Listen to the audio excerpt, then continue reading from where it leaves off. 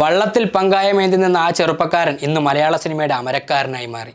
പ്രായഭേദമന്യേ മമ്മൂക്ക എന്നുള്ള വിളിയിൽ ഒരു നടൻ എന്നതിലുപരി ജനങ്ങളുടെ ഹൃദയത്തിലാണ് ആ മനുഷ്യൻ്റെ സ്ഥാനം. പ്രായമക്കങ്ങളിൽ ഒതുങ്ങുമ്പോൾ ഇപ്പോഴും വ്യത്യസ്തത കൊണ്ടും അഭിനയ ശൈലി കൊണ്ടും പ്രേക്ഷകരെ അമ്പരപ്പിക്കുകയാണ് മമ്മൂട്ടി. ഓരോ കഥാപാത്രങ്ങൾ കഴിയുമ്പോഴും തന്നിലെ അഭിനയത്തെ തേച്ച് മിനുക്കിയെടുക്കുകയാണ് അദ്ദേഹം. അഭിനയത്തോടുള്ള അടങ്ങാത്ത അഭിനിവേശമാണ് PA മുഹമ്മദ് കുട്ടിയെ മമ്മൂട്ടിയാക്കി മാറ്റിയത്. അനുഭവങ്ങൾ പാളിച്ചകളെന്ന ചിത്രത്തിൽ സത്യനും പ്രേം നസീറിനുമൊപ്പം ചെറിയൊരു വേഷത്തിലെത്തിയ മമ്മൂട്ടി മലയാള സിനിമയുടെ മുഖമായി മാറിയത് ചരിത്രം. അന്ന് മലയാള സിനിമ പടവുകളിലേക്ക് കയറി മമ്മൂട്ടി.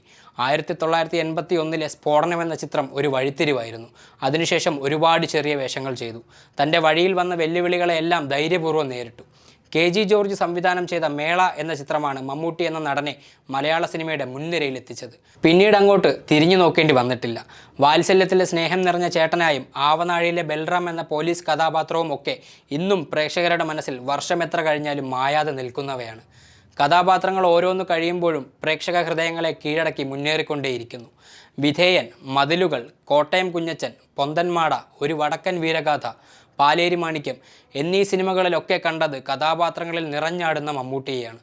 മലയാളത്തിന് പുറമെ തമിഴ്, തെലുങ്ക്, ഹിന്ദി എന്നീ ഭാഷകളിൽ അഭിനയിച്ച മമ്മൂട്ടിയെ തേടി പത്മശ്രീയും ദേശീയ പുരസ്കാരങ്ങളും ബഹുമതികളും എത്തിയിട്ടുണ്ട്.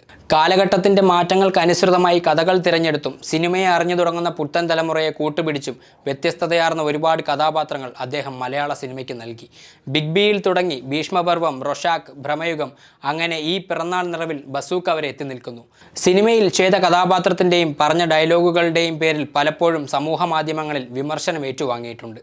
എന്നാൽ ഒരിക്കൽ പോലും സിനിമയ്ക്ക് പുറത്ത് ഒരു പഴിയോ പിഴവോ സംഭവിച്ചിട്ടില്ല. അഭിമാനമാണ്, അത്ഭുതമാണ് മമ്മൂട്ടി എന്ന അതുല്യ പ്രതിഭ.